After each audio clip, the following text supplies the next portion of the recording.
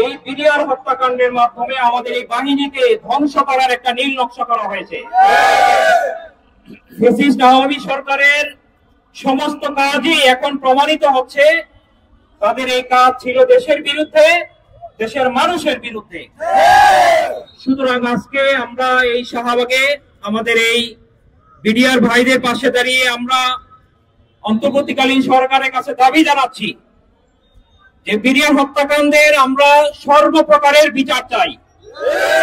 যদি কেউ দোষী হয় তাকে শাস্তি দিতে আমাদের এখানকার বিডিআর ভাইদেরও কারো কোনো আপত্তি নাই, কিন্তু বিনা বিচারে সন্দেহের ব্যতিরিক্ত ভাবে এই 15-16 বছর আপনারা বিডিআর ভাইকে যে আটকে রাখলেন, আমরা সরকারের কাছেও এটার একটা জবাব চাই। সাথে সাথে এখন এই মুক্ত বাংলাদেশের হাইকোর্টের প্রধান বিচারপতির কাছে আমরা দৃষ্টি আকর্ষণ করছি যে আপনি একটি প্রয়োজনীয় পদক্ষেপ গ্রহণ করেন। আজকে এই বিডিআর হত্যাকাণ্ডের মাধ্যমে আমাদের একটা গৌরব, আমাদের একটা বাহিনীকে যেভাবে ধ্বংস করে দেওয়া হলো, বন্ধ করে দেওয়া হলো, সাথে সাথে হাজার হাজার পরিবারগুলোকে ছিন্ন বিচ্ছিন্ন করে দেওয়া হলো। এটা আমরা যারা বাংলাদেশে রাজনীতি করি, আমরা মানুষের জন্য রাজনীতি করি। আজকে আমাদের ভাইরা এইভাবে তারা পথে ঘাড়ে তাদের দাবির জন্য, ন্যায় বিচারের জন্য, তাদের অধিকারের জন্য তারা আজকে দিনের পর দিন রাস্তায় পড়ে থাকবে। আমরা এটা কোনোভাবেই চুপচাপ বরদাস্ত করতে পারি না। আমরা অন্তর্বর্তীকালীন সরকার ডক্টর ইউনূস সাহেবের কাছে আবেদন করব যে আপনি এখন রাষ্ট্রপ্রধান, আপনি স্বল্প সময়ের জন্য না দীর্ঘ সময়ের সেটা আমাদের দেখার দরকার নেই। আপনি রাষ্ট্রপ্রধান, আমরা আপনার কাছে আবেদন করব যে আপনি অনতিবিলম্বে আপনার একজন প্রতিনিধি এই শাহবাগে পাঠান। আপনি তাদেরকে একটা আশ্বাস দেন যে তারা কিভাবে এই সমস্যা থেকে তারা বের হবে। আজকে আমাদের সেনা সদস্যদের, অফিসারদের পরিবারবর্গ এক জায়গায় তারা দাবি তুলবে, সেটার কোনো কুলকিনারে নেই। বিডিআর সদস্য ভাইরা তারা তো এক জায়গায় ইয়ে করতেছেন, আমরা দেখতেছি সেনা সদস্যদের, সে অফিসারদের পরিবারবর্গ এবং এই যে বিডিআর ভাইরা তারা তো এক জায়গায় তারা সবাই জাস্টিস চায়, তারা ন্যায় বিচার চায়। আমরা সরকারকে বলবো এখানে কোনো পক্ষ কেউ নাই।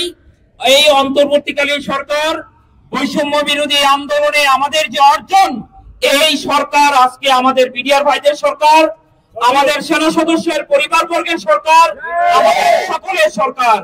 সুতরাং আমরা আপনাদের কাছে আহ্বান করব যে আপনি অনতিবিলম্বে জনদুর্ভোগ লাঘবের স্বার্থে আপনার একজন প্রতিনিধি পাঠান। এই বিডিআর ভাইয়েরা এর একটা সুশৃঙ্খল বাহিনী, তাদের হয়তো এখন অস্ত্র নেই, কিন্তু তাদের সকলেরই ট্রেনিং আছে। তারা যদি বিশৃঙ্খলা করতে চায়, আমি মনে করি এই বিশৃঙ্খলা রোখার সাধ্য আমাদের নেই। কিন্তু আমরা দেখতেছি তারা তাদের দাবির যৌক্তিকতা নিয়ে ঠান্ডা ভাবে, শৃঙ্খল ভাবে তারা এই কয়েকদিন অবস্থান করছেন। যদি সরকার আন্তরিকতার পরিচয় দিয়ে সাড়া দিতেন, তারা হয়তো এই শাহবাগ আটকাইতেন না, এটা আমরা মনে করি। সুতরাং জনদুর্ভোগ লাঘবের স্বার্থে আমি সরকারকে আহ্বান করব যে আপনি অনতিবিলম্বে আজকের বিডিআর ভাইদের যে ন্যায্য দাবি,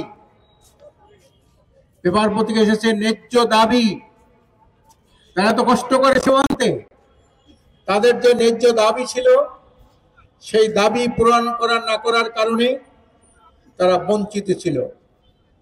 তাদের মধ্যে একটা ক্ষোভ ছিল, এই ক্ষোভের বহিঃপ্রকাশ সেখানে যারা ছিল তাদের কর্মকর্তা বিডিআর ভাইদের মধ্যে অনেক ষড়যন্ত্র তারা করেছে।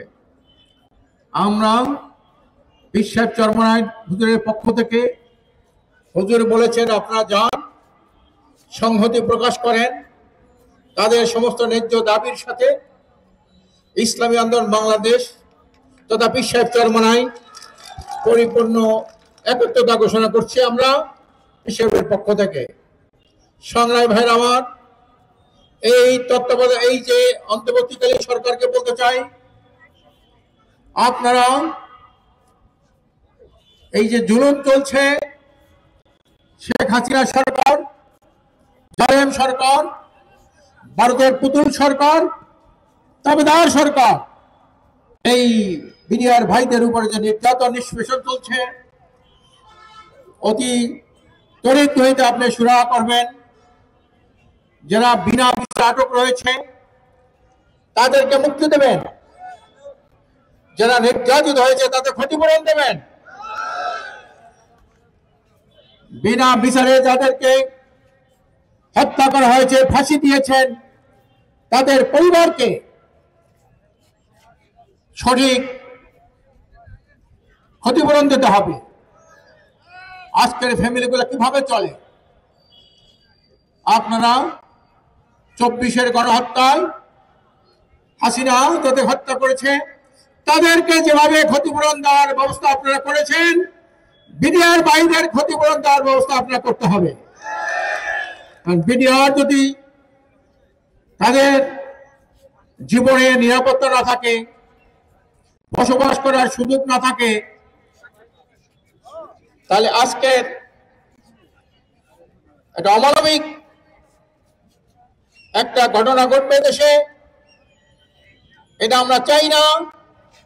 আজকের মানবতার জীবন যাপন করছেন ভাইরা আমার, নারী শিশুরা এখানে এসেছেন, যারা বিধবা হয়েছেন, যাদের বাপ হারিয়েছেন, তারা আজকের এখানে একত্রিত হয়েছেন। আমি বৈষম্য ছাত্র আন্দোলনের নেতৃত্ব রয়েছে, সরকারের যারা উপদেষ্টা রয়েছেন, আমি তাদেরকে বিশ্বের চরমানের পক্ষ থেকে জোরালো অনুরোধ করছি। অনুরোধ যদি আমরা না শোনেন, এই বিডিআর ভাইদের যে দাবি, এই ন্যায্য দাবির সাথে আমরা রাজপথে নামতে বাধ্য হব।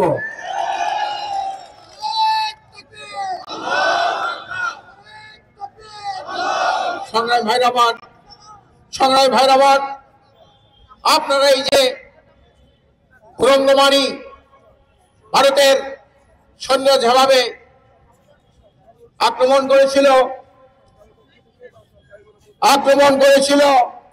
আমার এই নৌজওয়ান বিডিআর ভাইরা সেদিন যদি জীবনের ঝুঁকি নিয়ে সেই দিন যদি এটাকে প্রতিহত না করতেন, আমাদের স্বাধীনতা সার্বভৌমত্ব সেদিন ব্যাহত হতো। এই জীবনের ঝুঁকি নিয়েছেন আমাদের বিডিআর ভাইরা। 9 নম্বর সেক্টরের একজন commander, sector commander major Jalil, ওনার বাড়ির পাশে আমার বাড়ি। উনি অনেক কথা বলে গেছেন, ভারতের চক্রান্তের কথা বলে গেছেন। উনি একটা বই লিখেছেন, অরক্ষিত স্বাধীনতাই পরাধীনতা। যে দেশের সীমানা সংরক্ষিত থাকে না, সেই দেশ কিন্তু নামে স্বাধীনতা হলেও আসলে কিন্তু পরাধীন দেশ সেটা। আজকের আমার দেশের মানুষ মানে হত্যা করে, আপনারা প্রতিবাদ করতে পারেন না। বিডিআর যারা প্রতিবাদ করে, সেই দিন কুরঙ্গমারিতে যে প্রতিবাদ করা হয়েছিল, মেজর জেনারেল ফজলুর রহমান সাহেবকে আপনারা তাকে চাকরি থেকে বরখাস্ত করেছিলেন। ভারতের মধ্যে, ভারতের হানাদারের মধ্যে উনি রুখে দাঁড়িয়েছিলেন, আমার বিডিআর ভাইরা সেদিন রুখে দাঁড়িয়েছিলেন। আপনি তাদেরকে বরখাস্ত করেছেন সেদিন।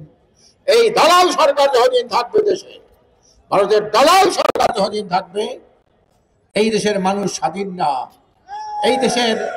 এই দেশের মানুষ যারা জীবন দিয়ে আপনার সংগ্রাম করে বর্ডার গার্ড দেয়, আপনার এই বিডিআর যারা ভাইরা, আমি চাই তাদেরকে ন্যায্য দাবি পূরণ করবেন, ক্ষতিপূরণ দেবেন, ভরণ পোষণ দেবেন। যতদিন না তার ছেলেপেলেদের লেখাপড়ার ব্যবস্থা করবেন, পরিবার পরিজন পরিচালনার ব্যবস্থা আপনারা করবেন। এটা আমাদের দাবি, মানবিক দাবি, মানুষ হিসাবে দাবি, স্বাধীনতা সার্বভৌমত্ব দেশ হিসাবে এইটা আমাদের দাবি। মুক্তিযুদ্ধের যে চেতনা, সাম্য, মানবিক মর্যাদা, ন্যায় বিচার, মানবিক মর্যাদা কোথায় রইল? কোথায় মানবিক মর্যাদা? আমি আজকের একজন ভালো মানুষ, আপনি ডক্টর মোহাম্মদ ইউনূস, একজন আন্তর্জাতিক আইকন হিসাবে আপনি অনেক দেশে গেছেন, মানুষ আপনাকে ভালোবাসে। আপনি এখানে দেখেন, এদের দাবি দেওয়া শোনেন, এদের ন্যায্য দাবি পূরণ করেন। যদি না করেন, আজকে একটা গণ বিস্ফোরণ সৃষ্টি হবে। পীর সাহেব চরমনাই পরিষ্কার বলছেন, আমাদের আন্দোলন জালেমের বিরুদ্ধে মজলুমের লড়াই। যেখানে মজলুম সেইখানেই পীর সাহেব চরমনাই, যেখানে নির্যাতন সেইখানে পীর সাহেব চরমনাই, যেখানে ভারতের আগ্রাসন সেইখানে পীর সাহেব চরমনাই। আপনি জানেন টিপাই মারতে চেয়েছিল, ফারাক্কা তো বাদ দিয়েছে, তিস্তা বাদ দিয়েছে, আরেকটা আপনার টিবাইমুখ বাদ দিয়েছিল। বিশ্বের বর্তমান বিশ্বে লক্ষ লক্ষ মানুষ নিয়ে আমরা সেই টিবাইমুখ লং মার্চ করেছিলাম। আল্লাহ রসুল মোহাম্মদ বরকতে ভারত কিন্তু সেই টিবাইমুখ বাদ দিতে আর সাহস পায় নাই। আমরা আগামীতে নির্যাতিত নিপীড়িত মানুষের সাথে থাকবো, আপনাদের সাথে থাকবো, আমরা দাবির সাথে একতা প্রকাশ করব, আপনাদের সাথে রাজপথে নামবো। সংগ্রামী ভাইরা আমার, আসুন ধৈর্য ধারণ করুন, দাবি দাওয়া পেশ করেন। আপনাদের কথা জানি, অনেক শুনেছি। পীর সাহেব আপনাদের সাথে একমত আছেন, পীর সাহেব একমত আছেন। সরকারকে অনুরোধ করবো, আপনার স্মারকলিপি দেন, দিচ্ছেন তো? স্মারকলিপি দিচ্ছেন না? স্মারকলিপি দেন, আন্দোলন করেন না, বারবার এটা করা যায় না। এই শীতের মধ্যে মানুষগুলো কেন কেন এখানে হাজির হবে? তাদের দাবি দাওয়া পূরণ করেন, ন্যায় বিচার প্রতিষ্ঠা করেন, যারা জেলে রয়েছেন তাদের মুক্তি দেন, আর যারা নির্যাতিত হয়েছেন তাদের ক্ষতিপূরণ দেন, ছেলেমেয়েদের ভরণ পোষণের ব্যবস্থা করেন, লেখাপড়ার ব্যবস্থা করেন, যারা বিধবা হয়েছে মা বোনদের ভরণ পোষণের ব্যবস্থা করেন। তা না হলে কিন্তু আমরা এই সরকারের মধ্যে ছাত্র জনতা এবং এই বিডিআর ভাইদেরকে নিয়ে আমরা দুর্বার আন্দোলন করে তুলবো। খোদা হাফেজ। বাংলাদেশ জিন্দাবাদ। নির্যাতিত নিহত বিডিআর ভাইরা আমার জিন্দাবাদ। ইসলামী আন্দোলন জিন্দাবাদ।